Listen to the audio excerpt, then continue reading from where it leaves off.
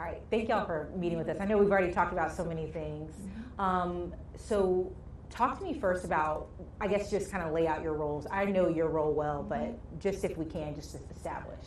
Sure. I'm a deacon in the Catholic Church, an ordained member of the clergy, and I serve as chancellor of the diocese. So essentially a principal assistant to the bishop on the wide range of matters of a diocese this size, 17 counties, and from the Atlantic to the Gulf Coast. So it's a lot of parishes and schools. So a lot to cover. A lot to help him out with. Yeah. And so Kathleen, I know when we talked over the phone, we talked about kind of the progress that you guys have been trying to make and where you are now. So I kind of want to just give you a chance to talk about it. So when a lot of people in the community start hearing about abuses and that they've occurred also in the Catholic Church, they think it's right here and now. And so our diocese has been very proactive since 1989, when Bishop Snyder at that time felt that we needed to have some kind of response when we do get calls and we're not sure what quite to do with them, and that we have a process that we follow to make sure that everybody is taken care of and that we're doing the right thing and that we're following the right protocols.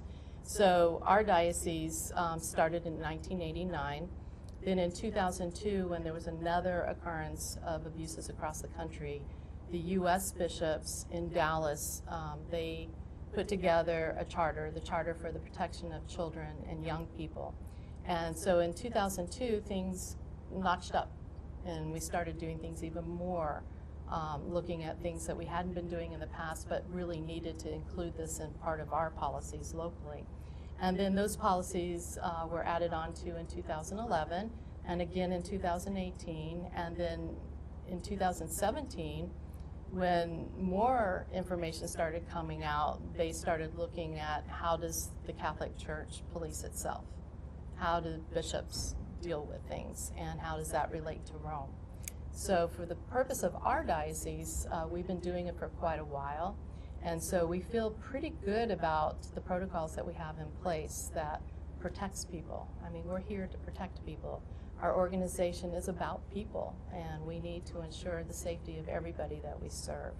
So that's the main driving force behind it. And then how do we go about protecting people? Well, if people want to serve in our diocese, they have to go through background checks with FDLE and with the FBI.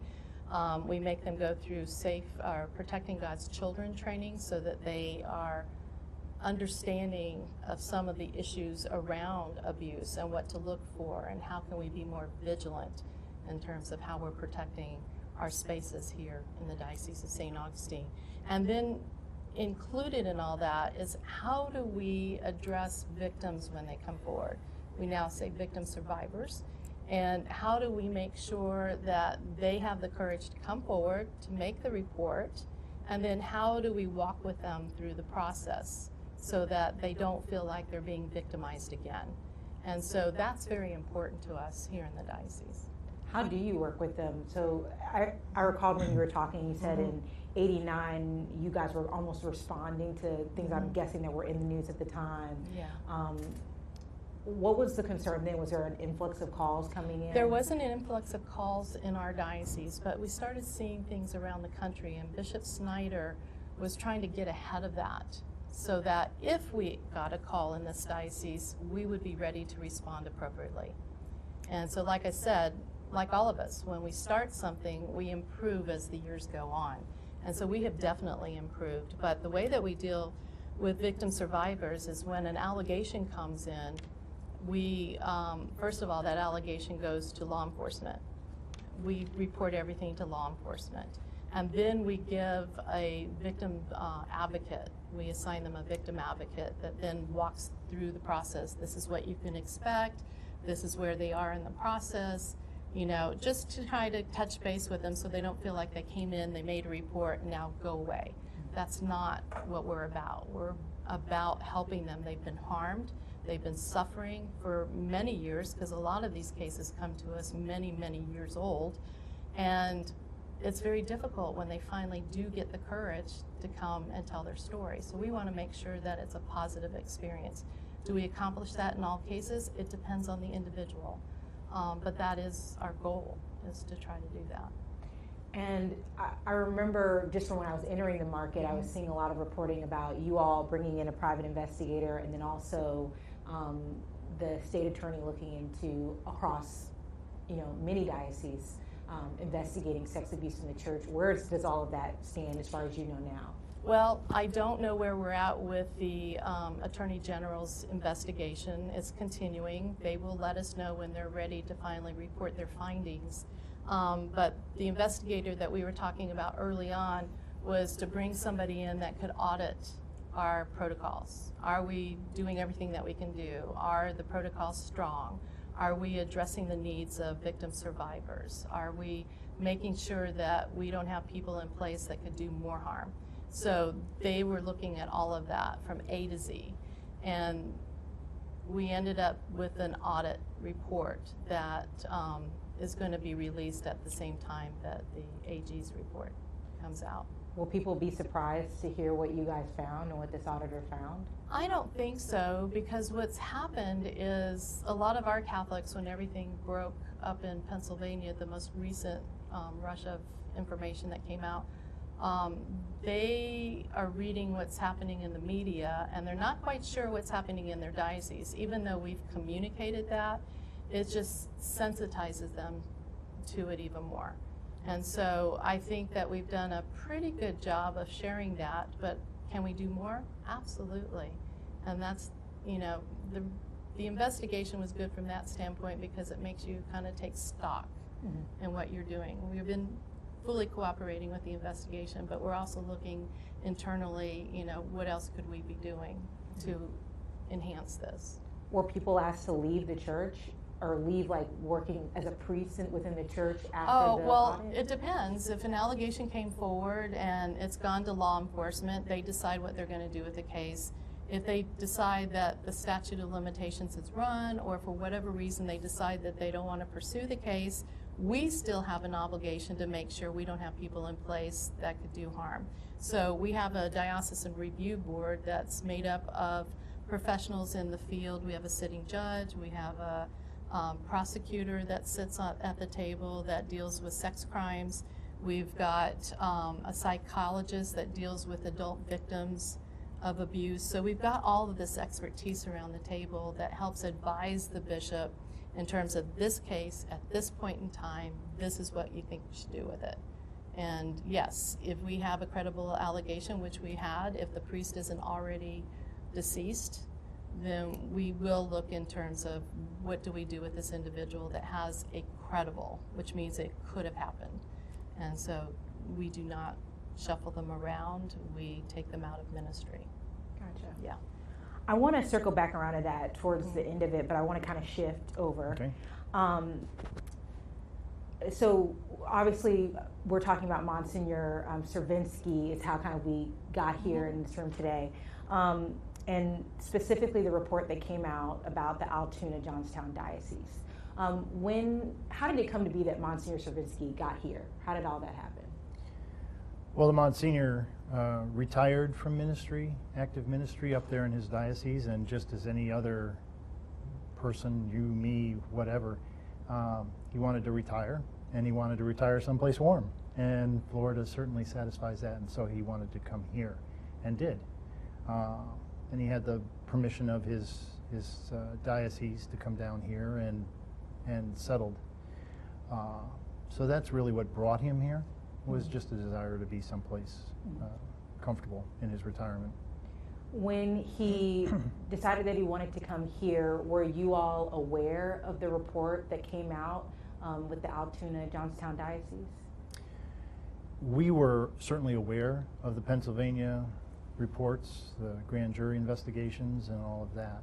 So yes, we had that information available, and certainly once Monsignor Cervinsky let us know that he had retired down here and was offering to assist as a priest if the bishop would want him to do that, then we could see that connection. Mm-hmm. I understand. I want to read to you just a portion of it, small portion. The grand jury investigating report found Monsignor Cervinsky was involved in the investigation of numerous allegations of child abuse. The report cites at least 2 different allegations that he neglected to report to police. Were you aware of those specific findings when he came here to the Diocese of St. Augustine? No, we weren't when he came, and so even at this point in time, those specific findings are matters with the grand jury and with the state of Pennsylvania. And you'll just excuse me, I just want to make sure I hit Mm-hmm. everything. Did the report impact your decision to allow him to come in to the diocese here? Well, whether he comes into the diocese or not is his decision. Okay, he could retire here. He could be in Georgia or South Carolina. That's his choice. The fact that there were no charges against him, that he is in what we call good standing as a priest of his diocese, even after the grand jury investigation reported out, he's still fully a respected and appreciated priest with full faculties to be a priest in his diocese.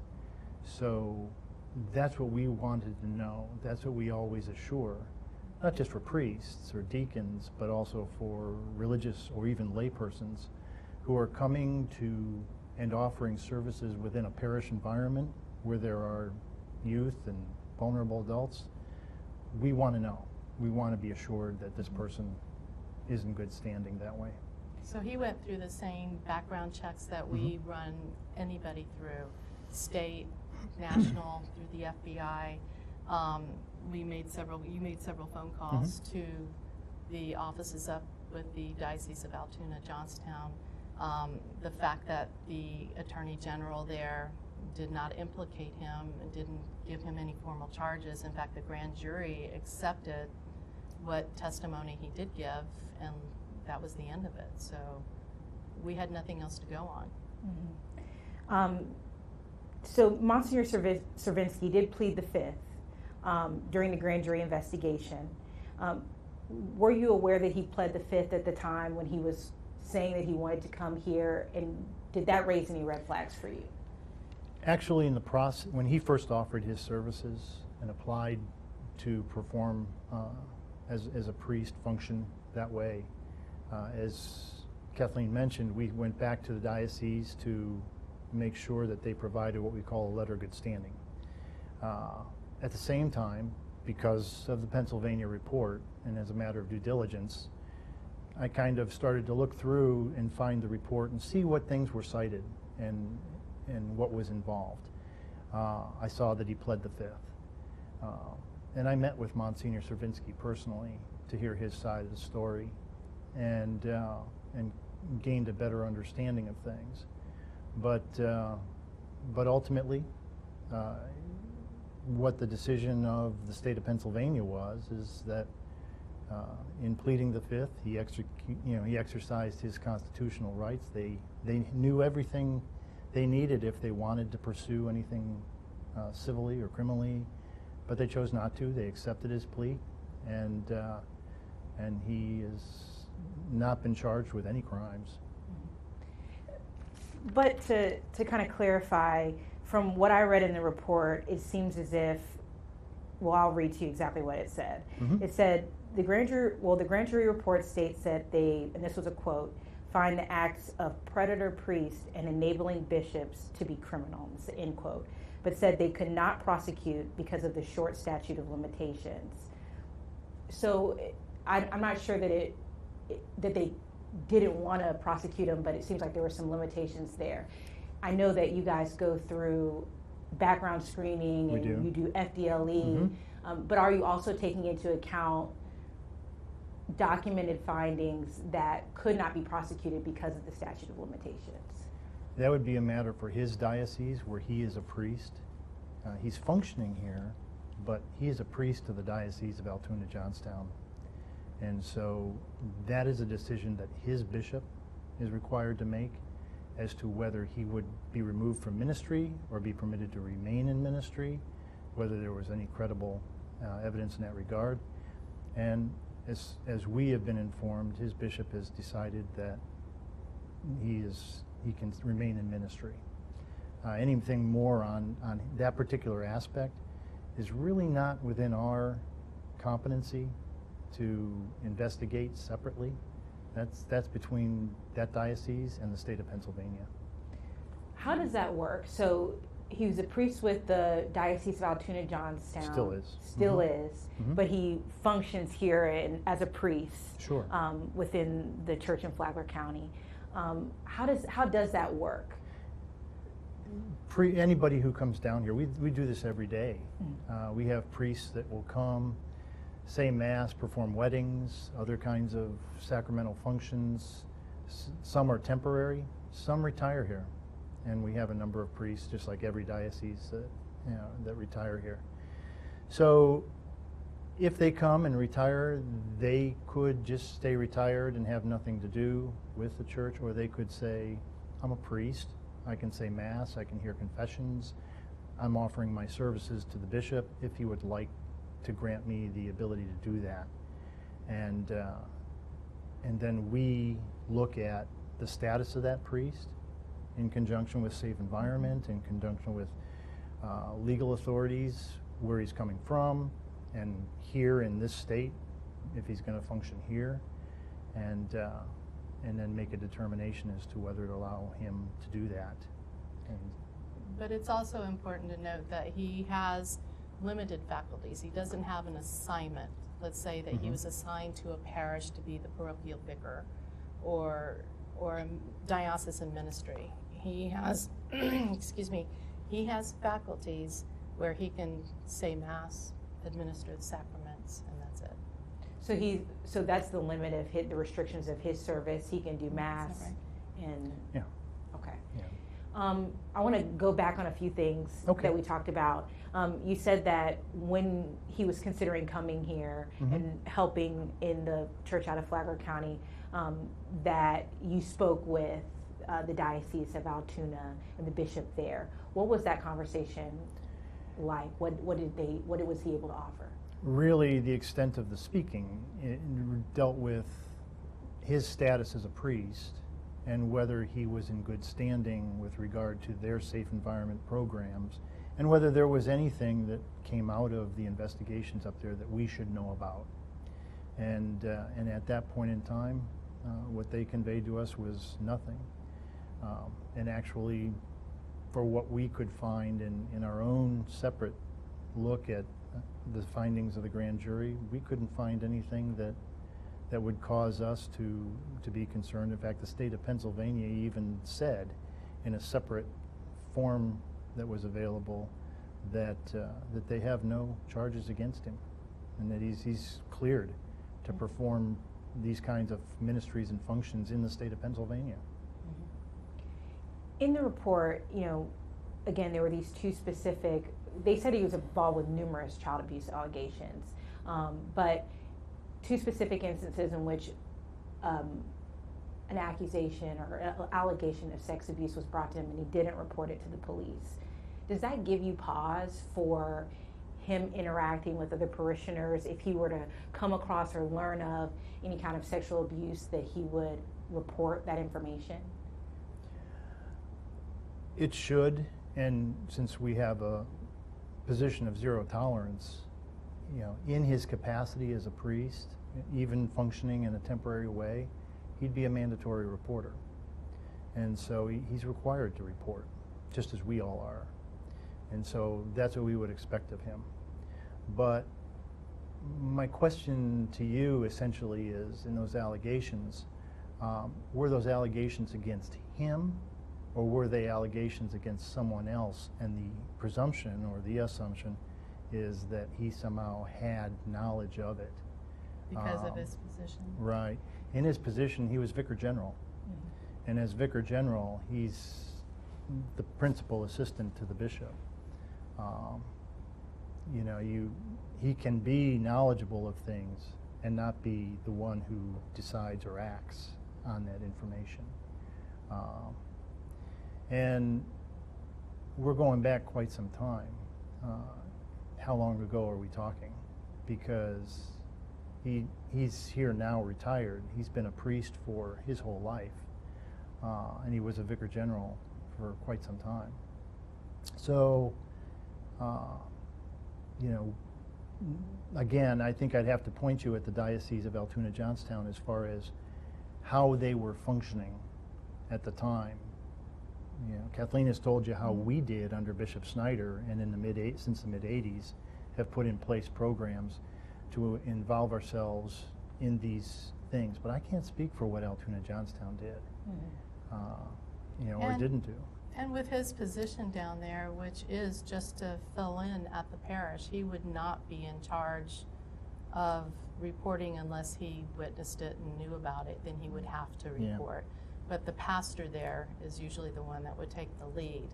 But all of us in this diocese, no matter what position you have, you're required to report to law enforcement if you know about abuse.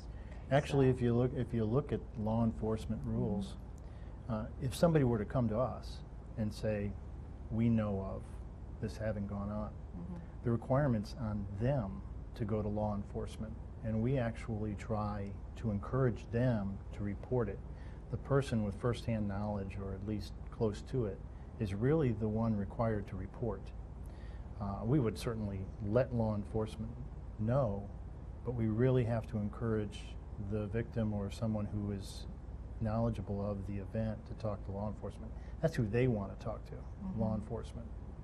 Yeah, we don't want to put any impediments in the way of law enforcement doing their job.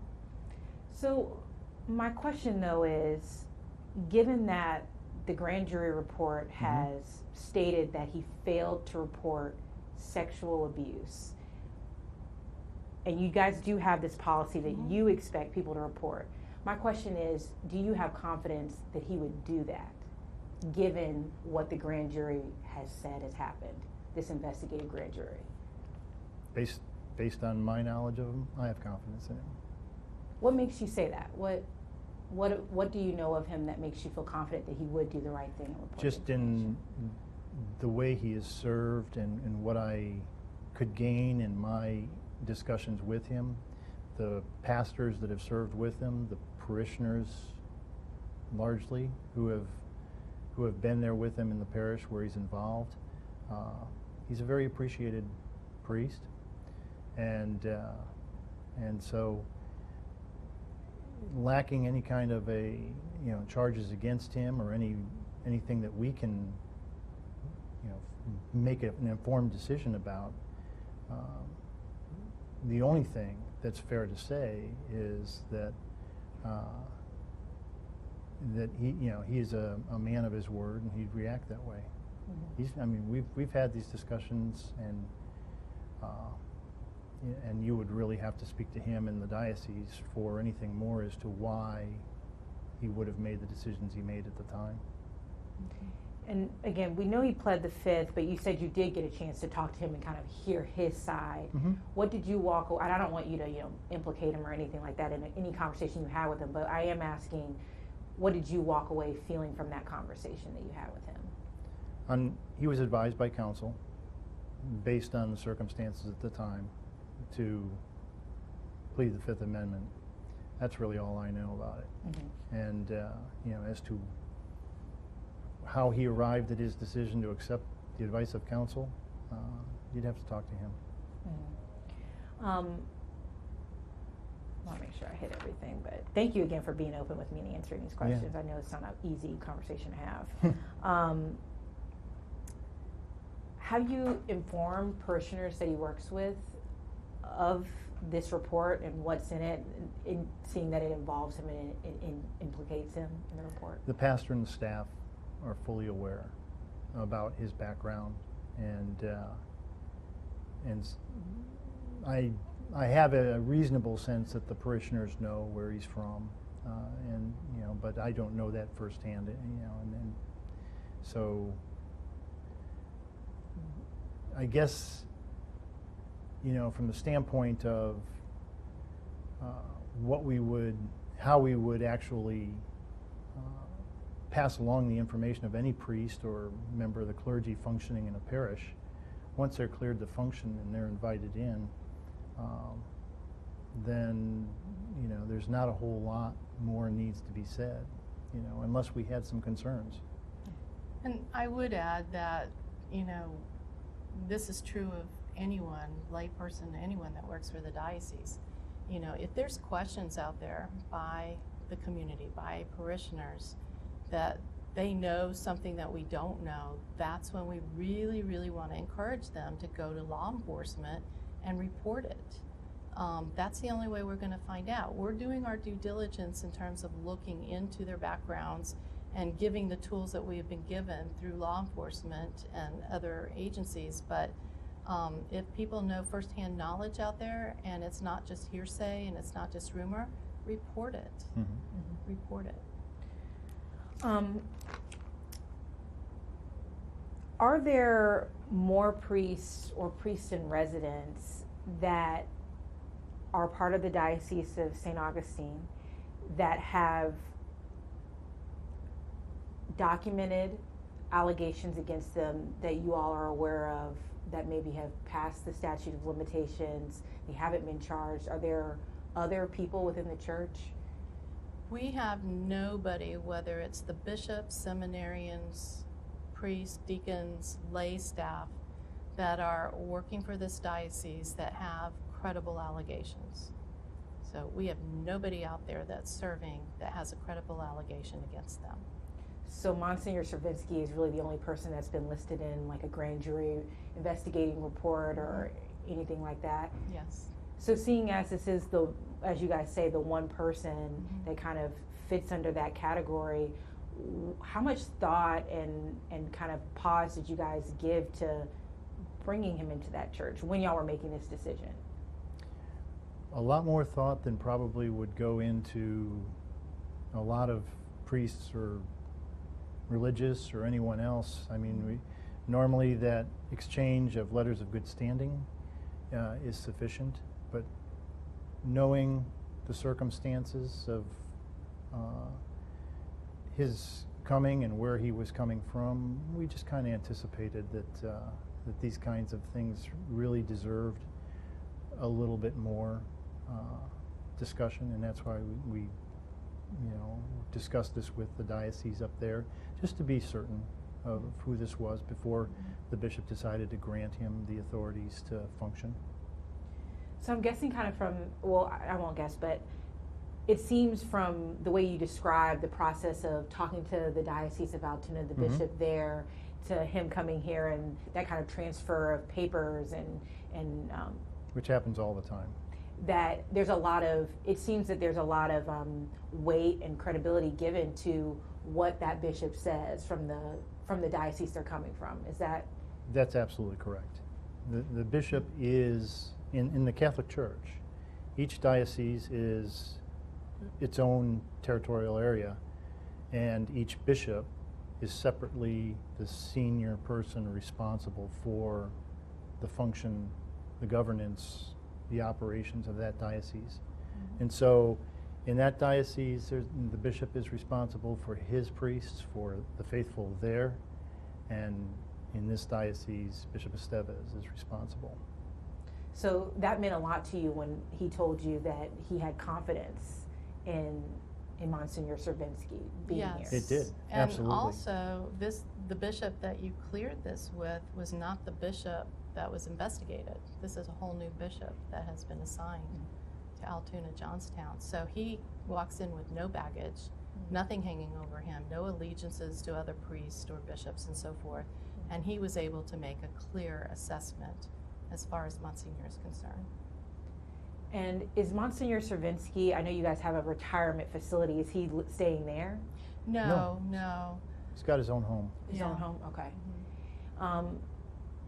Obviously, I won't say obviously, but this has been a discussion in more places than just here, right? I mean, in Pennsylvania, it's been in, a lot of these reports have been coming out, and a lot of priests have been implicated over the decades in a lot of these kind of bombshell reports that have come out. Has it made your job more difficult to have to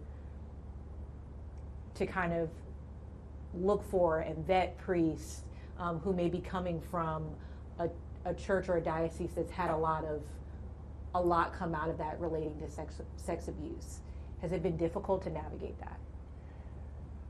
It's been a growing, learning kind of a process, because certainly if, Pennsylvania kind of was a thing all itself. I mean, it was just so large and expansive and so forth. One of the challenges that's always there is that a great many who see what happened in Pennsylvania will transfer the issues of that state, those dioceses, onto theirs, this one in our case. And that's not always fair, because this bishop is different, and this diocese, as Kathleen has talked about, has been way out in front on this subject and has cared, really has cared about this issue for a long time. So really what I'm, for me, the due diligence is, it's as more information comes out, I'm sure in the future, that's going to cause us to want to know and be sure of which priests, who they are. We always are concerned that way, but as each diocese releases its information over time, that helps to inform our thinking about those situations. But circling way back to your original question about our trust in a bishop and his recommendation of his priest, that trust has to be there with that bishop. And I would think that it's probably safe to say that our attitude in this diocese, I can certainly speak for our diocese, is zero tolerance. And so those two words carry a great responsibility, as always. We don't want to let anybody come in here and give them a position of trust and authority in and around not just the young adults, young people and vulnerable adults, but around anybody. Church has been through a lot, and the faithful have been through a lot. When we say zero tolerance, that's what we really mean. And so that, if you want to say, has anything become an influence on this whole process, it's really ensuring that we can say those words with legitimacy. Well, if anything, since we implemented policies here in 1989, we've become more vigilant over the years, even before Pennsylvania came out. Because as I said, this issue in society, people didn't know a whole lot about it 30, 40, 50 years ago. And it's only been recent, because these cases have come out, the media has covered it, victim survivors have had a chance to tell their stories, that we learned more. We've learned more in terms of our vigilance and how we do our background checks, and before we let anybody step foot on the property to serve. We've learned more about the needs of victim survivors and their families, and how can we better serve them. Have we done everything 100% great over the years? Not always, but we've learned from that, and that just made us even more vigilant and making sure that what we have in place is going to serve the people well. One question I wanted to ask you guys, because in looking and researching, you guys really have not had a lot of scandal come out of this diocese. There have obviously been credible reports that have come out of here before, and victims that have surfaced from this diocese, but it certainly has not been overwhelmed in scandal as other dioceses across the country have been. So it does seem odd that you would allow Monsignor Cervinsky, who does come from that background of being at that diocese and who was implicated in this report, come here. Was that a part of the discussion, that you might be bringing, I'm not even sure the right word, but kind of negative attention that you are not used to your diocese?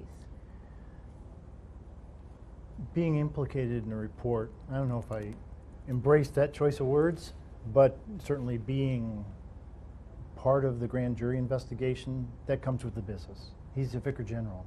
He is an executive of the church. And so he was going to be, asked to testify and be involved in the report. But as we've said, and as the report makes clear, whatever his knowledge was, there were no charges ever made against him But to be fair, there were no charges against any of them, really. The priests that were accused of abuse, no one for the most part was charged because of the statute of limitations. So Right. I just want to be clear on that. But that diocese, I'm sorry, that diocese also, and I don't know numbers and I don't know exact cases, but if there were any priest that they found out as a result of that grand jury report, they were removed from ministry. So he was not removed from ministry. So that says to me that their own investigative things that they have in place in that diocese has judged him to be able to serve, to continue serving. They didn't feel that he was a threat to that diocese, and I think that's what the takeaway was for us. And I think it's important also to say that if you have not been charged and convicted, this priest, no different than anyone else in our society, they have a right to their good name. And we don't have a right to take that away. So we have to be mindful and respectful of that. And it's not just their good name, it's the good name of their family. And so it affects more than just this person. For us to cast a shadow on him when the state of Pennsylvania, when his own diocese have said that there were nothing that they can do essentially to convict, and even in their own diocese to have looked at it, and they would have removed him from ministry if, even without a criminal conviction, if they felt that there was enough credibility there. They certainly would not themselves, I feel fairly safe to say, take that risk of having him continue in ministry there, or to put their name behind him to us to function here.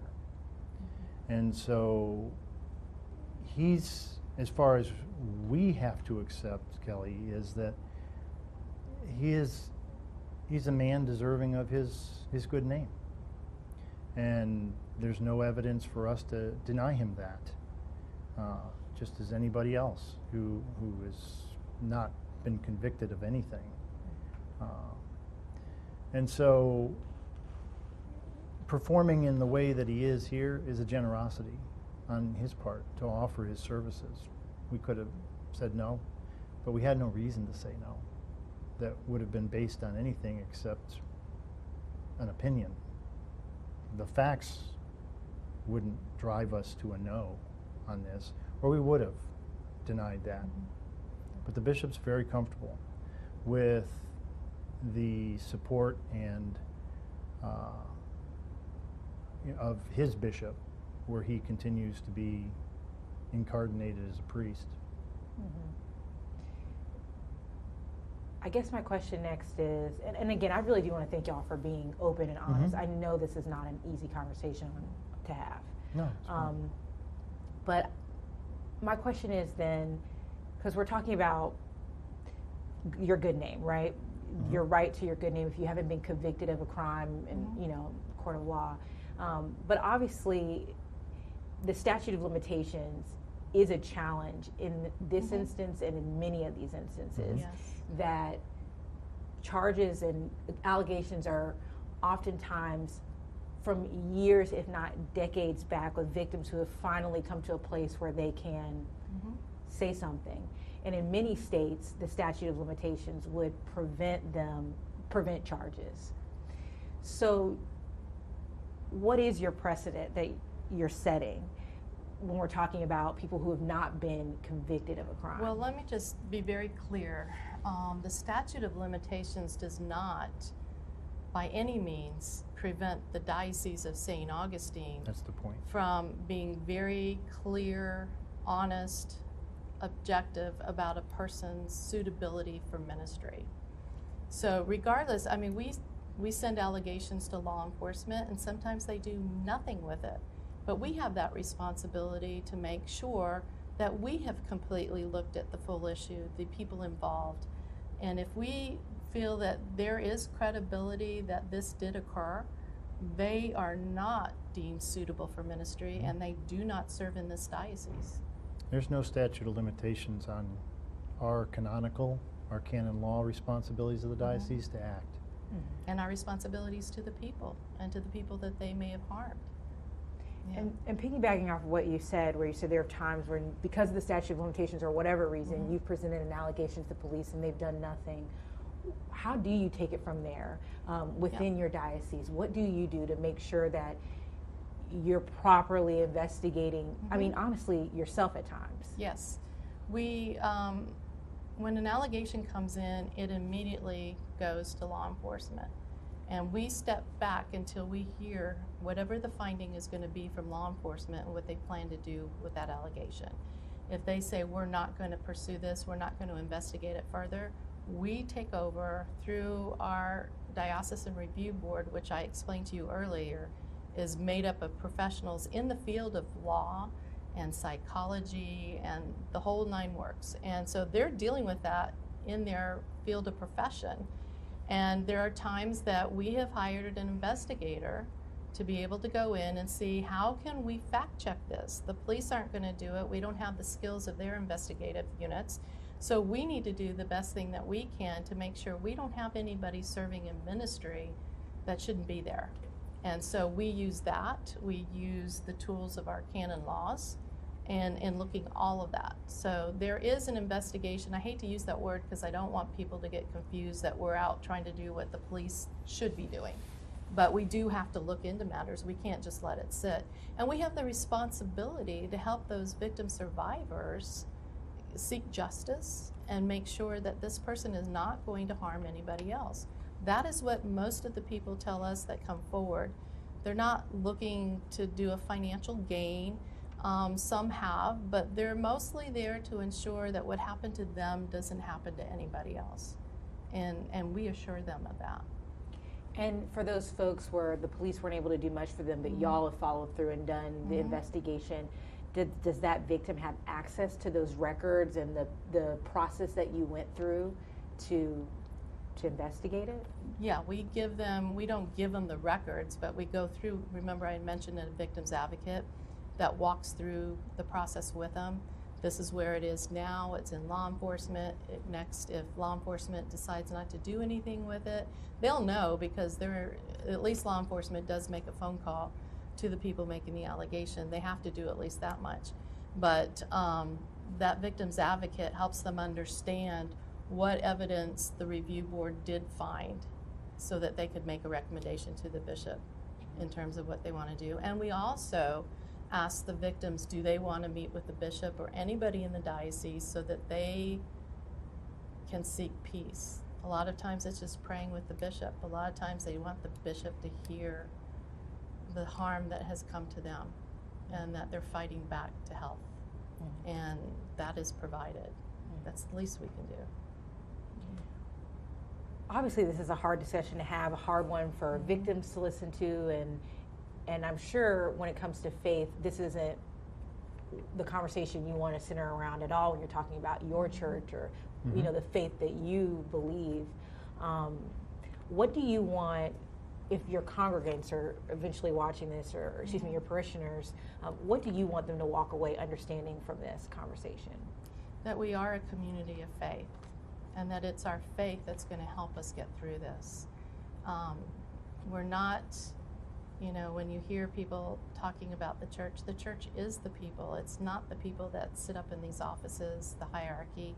We are a community of believers that we have a responsibility to walk with our brothers and sisters in making sure that they're not harmed, and if they are harmed, that they're able to get justice and that we are going to be there for them. One question that I do have, and this one isn't one that I wrote his name down so I didn't mess it up or anything, but one thing I always wonder is the reaction of the people within the church when a credible allegation comes out. because obviously everyone in the church is not in the mix with that, and oftentimes this is the first time they're hearing about it, and I'm sure just as devastating for people of faith who never want to see someone be hurt. When the allegations came out about Father William Malone, what was the reaction within the church? It was shock, because we haven't had a whole lot of experience in that area. As you said, you've gone and looked at our background. In the past, any cases that came forward involved priests that were deceased, and it was many, many years ago. So we did the best we could in picking up the pieces and helping that person that came forward. When the Father Malone case was reported, we also reported that to the Attorney General's office at the same time. That community over at Sacred Heart is a very tight-knit community. They all remember Father Malone for the most part. And so it was just one of shock, hurt, but I also saw the other side of our faith working. They're such strong, committed Catholics that they didn't allow this horrible negative news about Father Malone to rock their faith. And they have a great pastor over there that helped them through it. And so that's the hardest part. Because we're 17 counties of North Florida, it's hard to really kind of pull us all together and wrap our arms around each other. But we have such great dedicated priests in place that are helping us do that. And we pray that it doesn't rock their faith to the point where they want to leave, but that they still have their faith. Their faith is in the Lord Jesus and their Savior. So. And in our conversation when we were in the airport, our conversation was about you all having a voice in this report. And so I just kind of want to we appreciate that. Leave it to you guys at this point to voice anything that you think is important that you guys get across. I just want to say that in this particular case involving Monsignor Cervinsky, we made the decision based on the information that we have. We felt confident in that information, but again, if there's information that we don't have, that somebody in your viewing audience knows, I can't stress enough, please go to law enforcement and get it reported. That's the only way that we can do anything with any of our personnel, is if we're basing things off the current information that we have, and we don't take that lightly. But if you know something different, please let our local law enforcement know. Anything that you wanted to add? I know it's already a long conversation. Yeah, and I think that those points are the key ones. Kathleen and I certainly would like people to know that even though many of the abuse that we hear about now are the sins of the past, we're talking about, for many of us, we weren't even born yet, or but this church today is left with that to clean up, to work with, and we're committed to doing that. We're committed to helping the victims and their families and being there for them. One of the reasons that we even release information on Father Malone, say, to Sacred Heart, is to be forthcoming, because we're rebuilding trust, right? But the other thing is that just to even learn that there was a Father Malone out there and these things were going on, somebody had to finally get to the point to be brave enough to tell us. And we want to make sure that there aren't others out there who we don't know about. So to release the information to the parish is an invitation to come forward, and hopefully people will. And we released that information not only in Sacred Heart, but across the entire diocese. We wanted all of our parishioners to know, and we released it to the news media so they in turn could also publicize the information. That's the whole goal. We're not trying to be sensational about any of this. We want people who have been harmed and have been suffering for many, many years to have the courage to come forward and feel that they will be treated appropriately. And at least part of our discussion has been about the credibility of bishops to let us know if a particular priest is trustworthy or not. I think I have no pause in saying that for the bishops of the nation, and certainly the Holy Father has made this an expectation. Zero tolerance are two words that we have to live up to, and that the bishops fully are behind. And so the bishops of today are not, they have inherited the past just as we have, and they don't like what they see either. And I think there is a trust that they are trustworthy to, to be the ones to tell us whether a priest, a deacon, any member of the laity who's employed or teaching in the faith stays as a minister of the church or is not. That's their charge. That's their responsibility to govern. And I have no reason to think that zero tolerance is really what they're going to enforce. And I look at society. I mean, we feel that we have been working on this for many years and that we have a lot of experience, whether positive or negative, that we can share with other institutions that are also experiencing this within their organization, within families. And so I think as a society and a community that we need to share that expertise and that information so that we can hopefully someday say that the abuses are not occurring, at least within institutions, and that we can help families before it gets to that point. We're learning the hard way. Yeah. We're learning the hard way on this, and I can say that the church is committed to it. I think only action is going to really help people at home decide whether they feel like they trust their leadership or not.